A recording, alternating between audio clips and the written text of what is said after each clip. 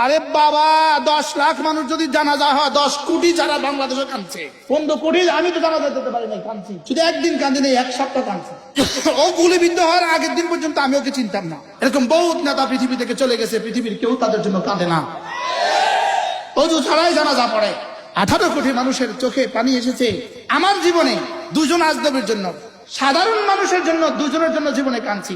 শরীফ ওসমান হাদি, কলিজায় ইমান, তার কলিজায় কোরআন, তার কলিজায় ছিল দেশপ্রেম। না, এত মানুষ তার জন্য কাঁদবে কেন? হইতে পারে হত্যার ষড়যন্ত্রের মধ্যে আমাদের নামও চলে আসছে, হইতে পারে তালিকায় চলে আসছে। শরীফ ওসমান হাদি, এই যুবককে তোমরা হত্যা করেছ। এই যুবককে হত্যা করে তোমরা, যুবক চেয়েছিল শুধুই ঢাকা 8 আসনের এমপি হইতে। রব্বে কারিম তার 3টা প্রয়োজনে, 3টা কারণে। তার কলিজায় ঈমান ছিল, তার বুকে কোরআন ছিল, সে হাফেজে কোরআন ছিল। সে কি ছিল? আমার একদম স্পষ্ট দলিল, সে হাফেজে কোরআন ছিল। গত পরশু আমার ঢাকা যেখানে বয়ান ছিল, ওই মসজিদের ইমাম, সাবার কি মসজিদ বলে এটা, কি সাবার মডেল মসজিদ, ওই মসজিদের ইমাম শরীফ হাদির বন্ধু, তারা একসাথে দাখিল আলেম পাস করেছে। ওই ইমাম আমাকে বললেন, হুজুর শরীফ হাদি হাফেজে কোরআন ছিল।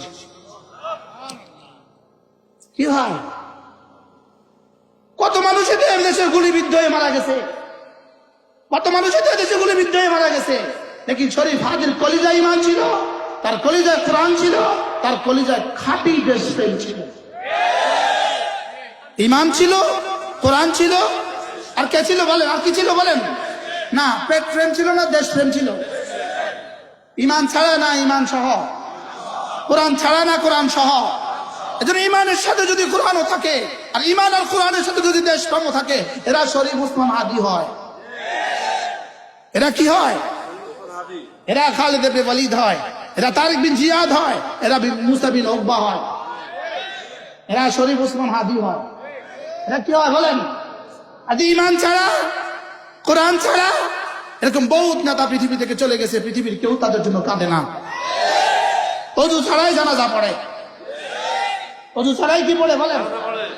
অজু ছাড়াই জানাজা পড়ে। হ্যাঁ, জানাজা অনেক মানুষ হইতে পারে, অজু ছাড়াই হয়। কি 18 কোটি মানুষের চোখে পানি এসেছে। আমার জীবনে দুজন আজনবীর জন্য, দুজন আজনবী, আল্লামা হযরত নানুপুর রহমতের জন্য কাঁদছি, হয়তো হাফিজের জন্য কাঁদছি রাহমাহুল্লাহ, আল্লাহ ওয়ালাদের জন্য কাঁদছি, আহমদ শফির জন্য কাঁদছি, জুনায়েদ বাবুনগরের জন্য কাঁদছি। স্বাভাবিক না অস্বাভাবিক? সাধারণ মানুষের জন্য দুজনের জন্য জীবনে কাঁদছি। 1983 সালে শহীদ প্রেসিডেন্ট জিয়াউর রহমানের জন্য কাঁদা আসছে আমাদের 81 সালে, আর